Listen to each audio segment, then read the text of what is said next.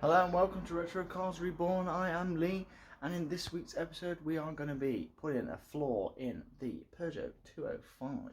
So let's jump right into it. Here we go then, the floor. As you can see, it's in absolutely amazing condition. There's no reason to ever want to replace this, because, you know, if it ever fills with water, it's just going to come straight out. Well, that's what it did. That's how it got into this position in the first place. The car filled with water and was sat in there for a long time. So the plan, and what am I going to do about this? Now, I already started to mark up how much of it I was actually going to take out. And it has moved further into being more now. I was originally going to cut a load of straight lines to make it nice and easy, but I don't think that is what will happen now. I think I'll end up making a nice funky shape around everything. Now there's my repair panel. Anyway, this came out of another Peugeot 205 that was in what I would have probably said was in decent condition, but you know, for someone to cut the floor out of it in the first place, it must have been bad in other places. But luckily for me, the floor was in excellent condition. And what, 20 quid? Cost me 20 quid. I ain't complaining about that. So the first things first is I need to know which parts of this I am not going to use. This mount is one of them, because mine is in perfect condition and the metal all up to it is in pretty good nick. So I already know I'm going to be cutting round that with this one. And thankfully I've still got plenty of reference holes, including the big one, in order to line it up in the first place. So what am I going to do? I think I'm going to grind this floor back and we'll have a look and we'll get to know completely where it is knackered and how far up it is still decent. Yeah, that seems like a solid plan. So I have ground round it, and luckily all the metal around it is okay. That needs a good wire brushing on it. Other than that, all the way around it's nice and clean look.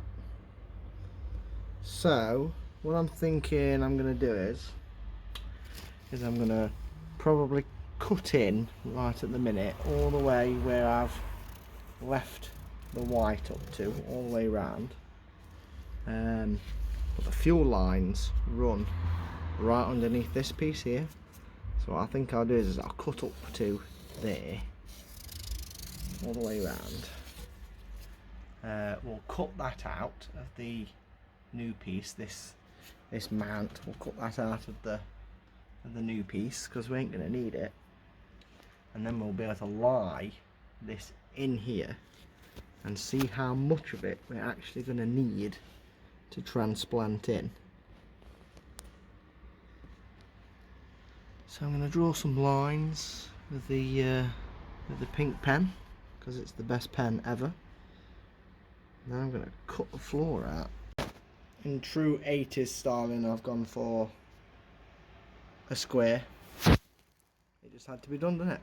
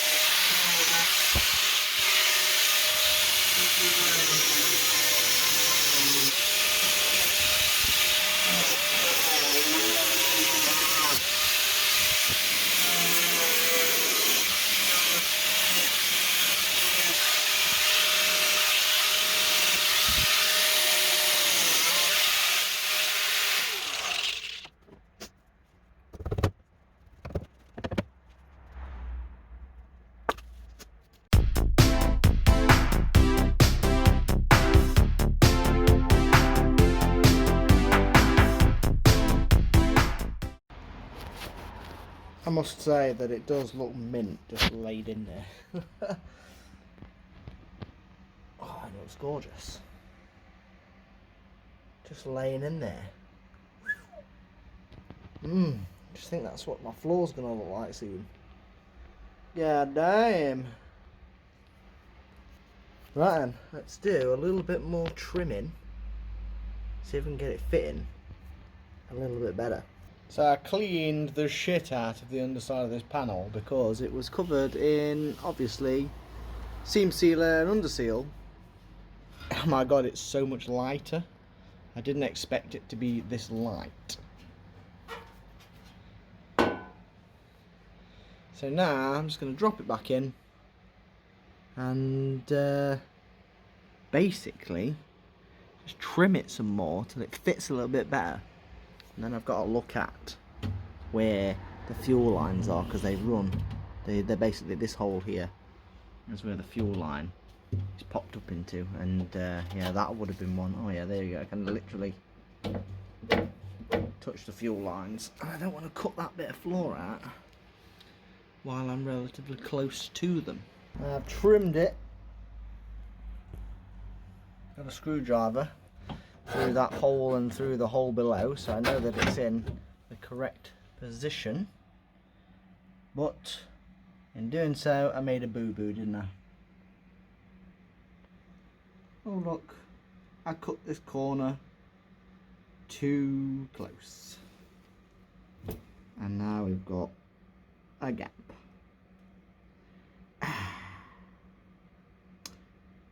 So, my plan, I think, is I am going to trim this a little bit more front, right across here, trim that a little bit more, and then I am going to weld it in place where it is. We're going to use the 45-degree angle to get it in, I think. Basically, you just spot weld, or tack it all the other way around, and then you basically cut it between both spot welds, and then you weld it flat, and then you cut it and you weld it flat, and it basically trims itself in all the way around. I will just not do it here so that I can repair that. But other than that, it's going well. I'm just going to get as much seam sealer and stuff off the bottom so that when it is welded and it doesn't catch fire. But it's still looking absolutely good. Here we go. We have got it bolted through the holes where the fuel line is mounted, so they're good solid, you know, they're in perfect place. And I've just thrown clecos in for the other bits to hold everything flat. This corner, it's the only thing that isn't being held down perfectly. It's flat there, look, where the cleco is. But I think what I should have done is brought it right onto the curve and then done it. But the rest of it, it's perfect all the way around. So I might just have to gently hammer.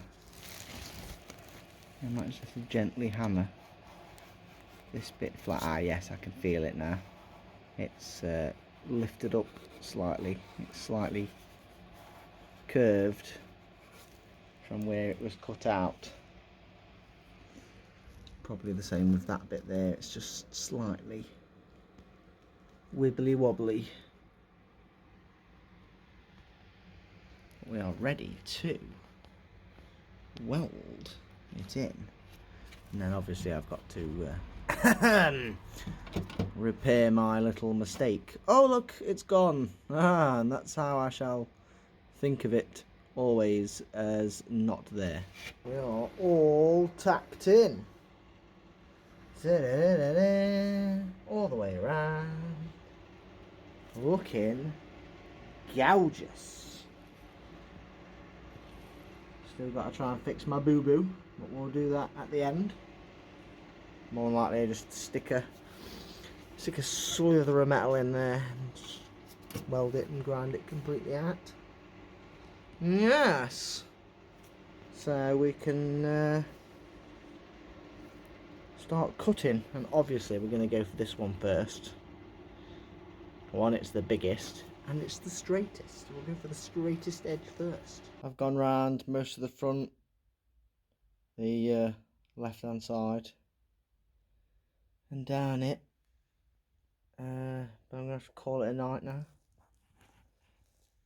Let's see how far I can get tomorrow. Well, it is all welded in all the way around now.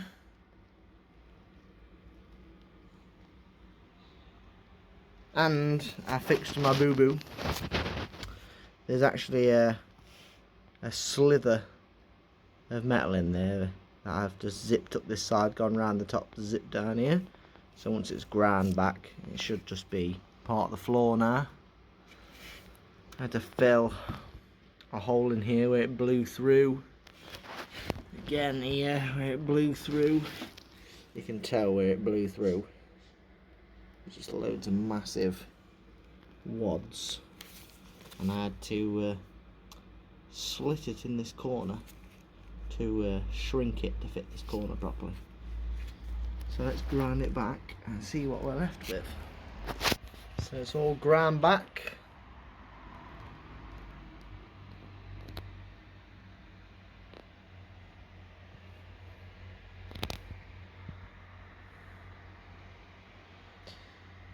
Filled my boo-boo. You can just see that I put a sliver of metal in between and basically welded around it. So yeah. So now, to make that absolutely unseeable, what you do now is you would just get a light skim of filler all the way along, all the way around, and fill it just like they did on the floor here to give this piece the appearance that it was flat and not all and broken like it was before.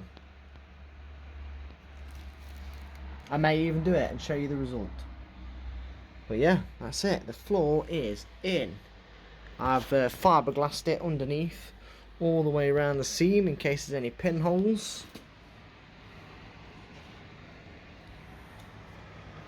So it is completely fiberglassed all the way around. And then I've just painted it with some red oxide primer, just like the sills and every other area.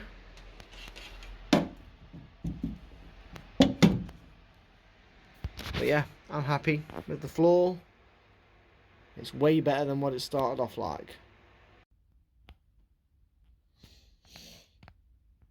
And this is basically the finished product.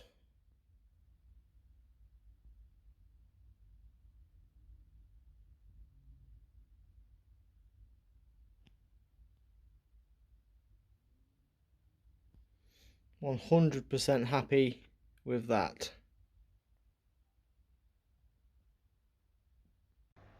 So I've been Lee. This has been Retro Cars Reborn. This has been a Peugeot. That's been a fitted floor.